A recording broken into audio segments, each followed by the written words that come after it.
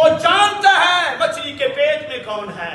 وہ جانتا ہے پہاڑوں کی غاروں میں کون ہے، وہ جانتا ہے دریا کی گہرائی میں کون ہے، وہ جانتا ہے دیہاتوں میں کون ہے، شہروں میں کیا ہے۔ ان اللہ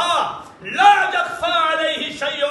فی الارض ولا فی السماء، میرا اللہ تو وہ اللہ ہے کہ آسمان و زمین کی کوئی چیز بھی اس سے مخفی نہیں ہے۔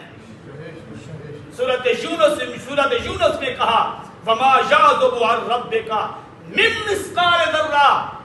وہ ہے کہ جس کے علم سے ایک ذرہ بھی مخفی نہیں ہے۔ شاید یہ کچھ ہوتی ہے، اس کا وجود ہوتا ہے، ذرہ تو وہ ہوتا ہے کہ دوربین سے دیکھا جاتا ہے۔ اللہ فرماتے ہیں جن ذرات کو